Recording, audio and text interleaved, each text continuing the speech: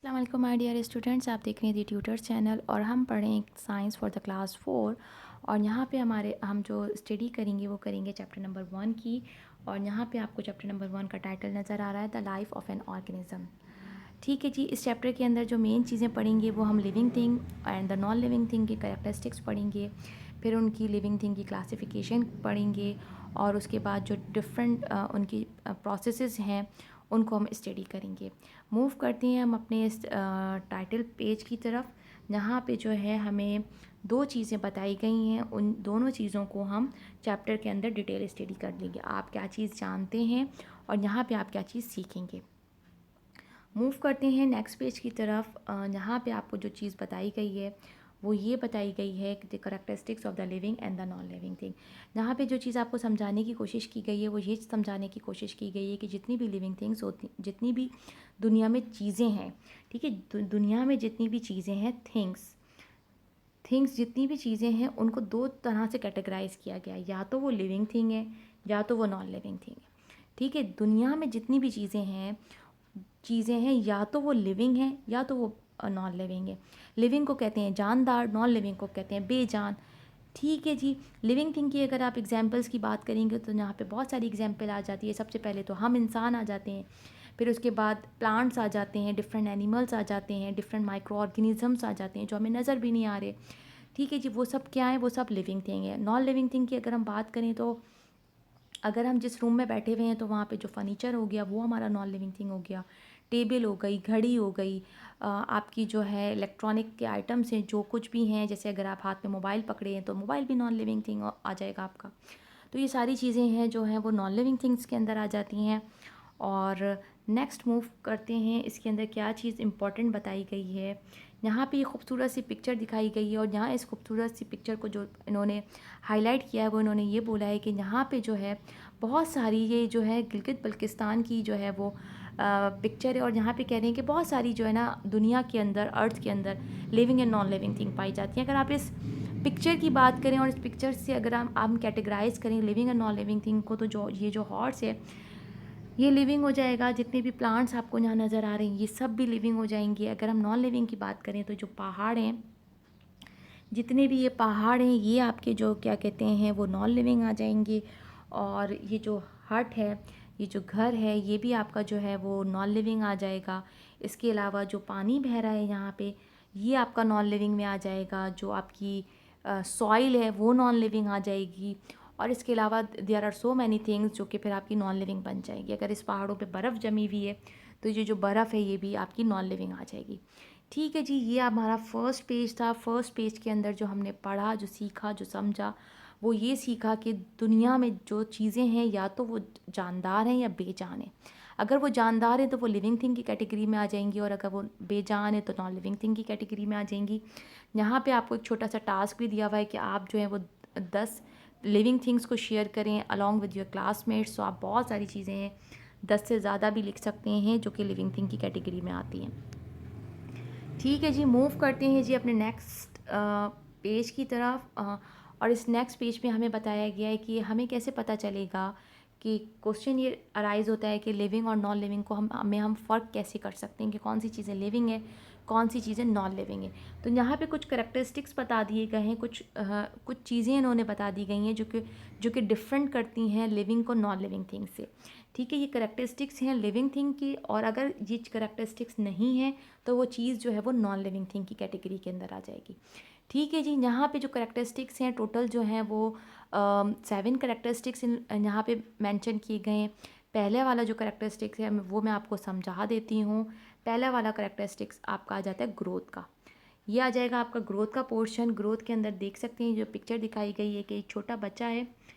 जो बेबीज़ होते हैं जब वो बॉर्न होते हैं तो कितने छोटे से होते हैं, फिर वो बैठने लग जाते हैं, क्रॉल करने लग जाते हैं, जंपिंग करने लग जाते हैं, वॉकिंग करने लग जाते हैं। तो ये जो है बच्चों की ग्रोथ हो रही होती है। सिर्फ इसके अंदर बच्चों की ग्रोथ नहीं आ जाती, इसके अंदर हम डिफरेंट चीज़ों की ग्रोथ भी सीख सकते हैं। जैसे कि हमारी हाइट का इंक्रीज़ होना। हमारी हाइट के इंक्रीज़ होने के साथ साथ अगर हम बड़े हैं, अगर आप अपनी मम्मी पापा की बात करें तो अब तो उनकी हाइट नहीं बढ़ रही, तो उनके नेल्स, उनके बालों की ग्रोथ, ये सारी जो है डेवलपमेंट जो हो रही होती है वो ग्रोथ की कैटेगरी के अंदर आ जाती है। उसके बाद आ जाता है food and nutrients. Food nutrients nutrition requirement, food nutrition की रिक्वायरमेंट, जो ग़िज़ा जो खुराक होती है, जितने भी लिविंग थिंग हैं वो कुछ खाना पीना खाते हैं, ऐसे नहीं रह सकते, चाहे वो कोई भी हो। अगर आपको कि माइक्रोस्कोपिक ऑर्गेनिज़म की बात करें, माइक्रो ऑर्गेनिज़म की बात करें, तो वो भी जो नज़र नहीं आ रहे होते, वो जरासीम भी कुछ ना कुछ खाते हैं, उनका भी जो है ज़िंदगी का पूरा प्रोसेस कैरी ऑन हो रहा होता है। तो यहाँ पे जो है वो खुराक की बात आ जाती है। यहाँ पे मुर्गी जो है वो दाना चुग रही है, और इसके अलावा हम इंसान जो है वो खाना खाते हैं, और अगर हम खाना ना खाएं तो आपको पता है कि फिर हम कोई भी काम नहीं कर सकते, हम जो है ज़िंदगी की डिफरेंट एक्टिविटीज़ भी नहीं परफॉर्म कर सकेंगे, फिर हमारी ग्रोथ भी अफेक्ट हो जाएगी और डिफरेंट टास्क भी अफेक्ट हो जाएंगे। यहाँ पे हमारा खाने पीने से रिलेटेड आ गई। उसके बाद आ जाते हैं तीसरे पॉइंट की तरफ, that is the respiration. Respiration कहते हैं सांस लेने के अमल को। यहाँ पे मैं आपको एक चीज़ जो है वो एक्सप्लेन करना चाहूँगी कि रेस्पायरेशन के अंदर क्या हो रहा होता है। Let me explain you. Respiration के अंदर ये हो रहा होता है कि जो आपकी ब्रीथिंग होती है ना, ब्रीथिंग कहते हैं सांस लेना। सांस लेने के अंदर आप ऑक्सीजन की इनटेक कर रहे होते हैं, जो आप सांस ले रहे होते हैं और बाहर निकाल रहे होते हैं, inhale and exhale of air, वो ब्रीथिंग में आता है। रेस्पायरेशन जो होता है वो प्रोसेस होता है जिसके अंदर जो होती है वो आपकी एनर्जी जो है वो फॉर्म्ड हो रही होती है। ठीक है जी। ऑक्सीजन जो है आपकी एयर के साथ मिक्सअप होकर और जो है वो एनर्जी और ग्लूकोज प्रोड्यूस कर रही होती है, that is called the respiration. ये अभी आप समझ लीजिए, बड़ी क्लासेस के अंदर हम इसको डिटेल स्टडी भी कर लेंगे। बस ये याद रखिएगा रेस्पायरेशन का प्रोसेस क्या होता है। नेक्स्ट हमारे पास जो टास्क आ जाता है दैट इज़ करेक्टरिस्टिक, वो आ जाता है हमारा मूवमेंट, भाग दौड़ करना, चलना फिरना। अब अगर हम लिविंग थिंग्स की बात करें तो लिविंग थिंग्स तो चलते हैं, लेकिन अगर प्लांट्स की बात करें तो प्लांट्स की मूवमेंट कैसे हो रही होती है। प्लांट्स की मूवमेंट डिफरेंट सिनेरियो में हो रही होती है। जैसे अगर आपने बेलें देखी होंगी, तो जो बेलें होती हैं वो क्या करती हैं, वो क्लाइंबर्स की फॉर्म में जो है वो एक जगह से दूसरी जगह मूव कर रही होती हैं। इसके अलावा आपने सनफ्लावर देखा होगा, तो सनफ्लावर क्या होता है, वो जहाँ जहाँ सन जिस तरीके से जाता है, सुबह स्टार्ट में ईस्ट में होता है, फिर वो वेस्ट की तरफ जाता है, गुरूब हो जाता है। तो जिस तरीके से सन मूव करता है, इसी तरीके से जो है आपका सनफ्लावर वो भी मूव ऑन कर रहा होता है। ठीक है जी। तो ये मूवमेंट आ जाती है। यहाँ पे रिप्रोडक्शन का फेज़ आ जाता है। रिप्रोडक्शन के अंदर क्या हो रहा होता है कि रिप्रोडक्शन के अंदर जो है वो अ, अ, आपके जो है ना आइडेंटिकल यंग वंस प्रोड्यूस हो रहे होते हैं। री means again, production means produce, again production हो रही होती है सेम स्पीशीज सेम जीन की। यानी एक मुर्गी है तो वो मुर्गी अपने जैसे जो है ना वो छोटे बच्चों को चूज़ों की फॉर्म में अंडे, सबसे पहले तो वो अंडे देगी, उसके बाद वो चूज़े निकलेंगे और फिर वो चूज़ों से मुर्गी बनेगी। तो इस तरीके से तमाम जितने भी लिविंग थिंग हैं उनके जो हैं वो आइडेंटिकल वंस प्रोड्यूस हो रहे हैं। जैसे अगर आप प्लांट्स की बात करें तो प्लांट्स जो हैं वो सीड्स जो हैं वो रिप्रोड्यूस करती हैं, उनकी जो प्रोडक्शन हो रही होती है वो थ्रू सीड्स हो रही होती है। यहाँ पे आ जाते हैं हम एक्सक्रीशन की तरफ। एक्सक्रीशन के अंदर जो है वो आपको बताया गया है कि जितनी भी लिविंग थिंग्स हैं, वो प्लांट्स हों चाहे वो एनिमल हों, वो एक्सक्रीट आउट करते हैं द वेस्ट मटेरियल। ठीक है जी। और प्लांट्स की एक्सक्रीशन किस तरीके से हो रही होती है, तो प्लांट्स की जो एक्सक्रीशन होती है वो गैसेस फॉर्म के अंदर हो रही होती है। गैसेस फॉर्म के अंदर किस तरीके से हो रही होती है, जो प्लांट्स हैं वो कार्बन डाइऑक्साइड को अपने अंदर इनटेक कर लेते हैं, और जो ऑक्सीजन जो होती है उसको वो एक्सेल आउट कर देते हैं। और यही प्रोसेस रात के टाइम क्या हो जाता है, रिवर्स हो जाता है। ठीक है जी। यहाँ पे इतना ही इसको समझें। मज़ीद अगर आपको मैं एक्सप्लेन करने लगूँगी तो आप जो है वो बोलेंगे कि साइंस जो है वो इतनी मुश्किल है, क्योंकि साइंस के अंदर जो है ना इन डेप्थ स्टडी ज़्यादा है। साइंस ऐसा सब्जेक्ट है कि आप उसके अंदर जितना एक्सप्लेन करना चाहें आप उतना एक्सप्लेन कर सकते हैं, लेकिन मेरी ये कोशिश होगी कि मैं कंसाइज़ आपको समझाऊं, डिटेल ना समझाऊं, क्योंकि जितनी डिटेल जाएंगी उतनी लर्निंग आपकी बढ़ती जाएगी, और जितनी लर्निंग बढ़ेगी तो फिर आपको लगेगा आपकी साइंस जो है वो मुश्किल होती जा रही है। लास्ट हमारे पास जो करेक्टर आ गया है that is the sensitivity to surrounding. हमारे इर्द गिर्द से रिलेटेड जो हम सेंसिटिव होते हैं, इर्द गिर्द से रिलेटिव प्लांट्स जो होते हैं वो भी सेंसिटिव होते हैं, और जो इंसान है वो भी सेंसिटिव होते हैं। आपको कोई टच करता है, आपको सर्दी लग रही है, आपको गर्मी लग रही है। इसके अलावा डिफरेंट जो है आपके सिनेरियोज़ होते हैं, उसके अंदर आपको जो है वो फीलिंग्स जो आ रही होती हैं वो सब क्या होती हैं, सेंसिटिविटी की फीलिंग्स आ रही होती हैं। आपको जैसे पता लगता है कि आज बहुत ज़्यादा गर्मी है, तो आपको कैसे पता चलता है कि आज बहुत ज़्यादा गर्मी हो रही है? क्योंकि आपके सेंसेस आपको बता रहे होते हैं कि आज जो है बहुत गर्मी है, वरना तो आपकी बॉडी में कोई ऐसा सिस्टम नहीं लगा हुआ। ठीक है जी, जिसके ज़रिए से आप ये चीज़ को आइडेंटिफाई कर सकें। ठीक है, एक सिस्टम होता है बॉडी के अंदर जिसको कहते हैं थर्मो रेगुलेटरी सिस्टम।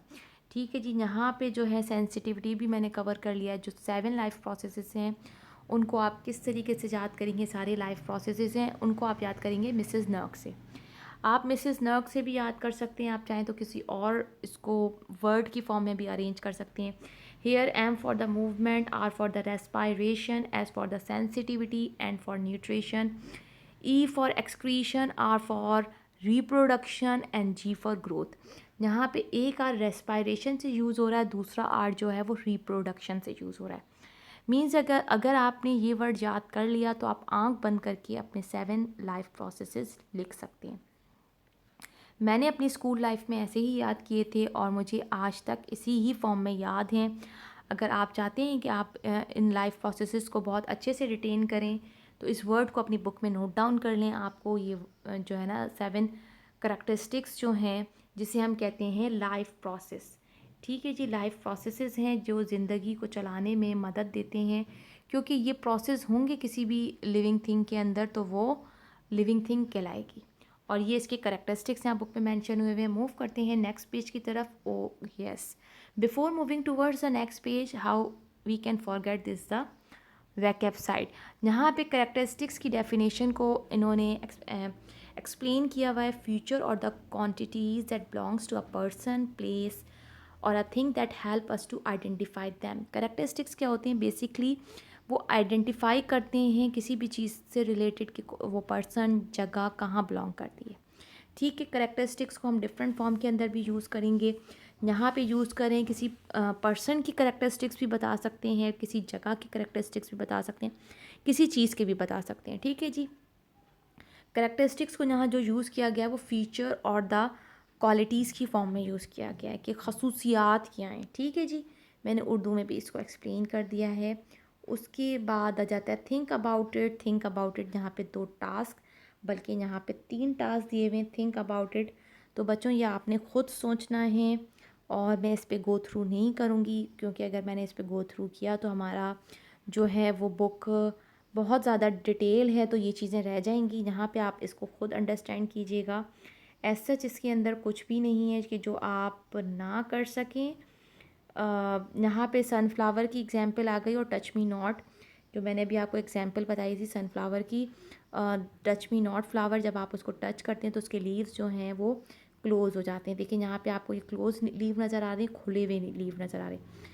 यानी यहाँ पे टच किया गया है तो यहाँ वाले पोर्शन में अभी सेंसिटिविटी फील नहीं हुई है। इस वाले पार्ट में सेंसिटिविटी फील नहीं हुई है। ये वाले थोड़े थोड़े लीव्स जो हैं ये क्लोज़ हो गए, तो ये बता रहे हैं कि प्लांट्स के अंदर किस तरीके से सेंसिटिविटी होती है। यहाँ पे आपका आ गई कुछ activity sites. Think about it, यहाँ पे थिंक अबाउट इट के बारे में जो है वो क्वेश्चंस दिए हुए हैं।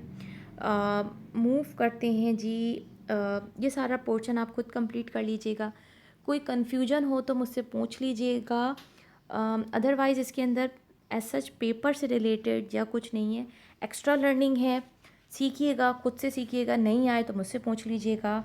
और यहाँ पे हम आ जाते हैं अपने मेन टास्क की तरफ जो हमें कवर करना है। यहाँ पे मैं आपको ये सारे करैक्टरिस्टिक्स जो हैं वो लकीली करवा चुकी हूँ कि किस तरीके से एनिमल और प्लांट्स के अंदर जो है वो ये सारे सिनेरियो हो रहे होते हैं। और आई थिंक सो कि अच्छा जी, यहाँ पे इन्होंने जो चीज़ दी हुई है वो ब्रीथ दी हुई है बजाय के रेस्पायरेशन। रेस्पायरेशन की जगह इन्होंने यहाँ ब्रीथ दी हुई है। थ्रू स्टोमेटाज हो रहे होते हैं, through the special organs, through the lungs. यहाँ पे सिर्फ एक टर्म चेंज की हुई है, अदरवाइज़ यहाँ पे ऐसा कुछ भी नहीं है। ठीक है जी, जिसको आप समझ सकें या मैं आपको एक्सप्लेन करवा सकूं।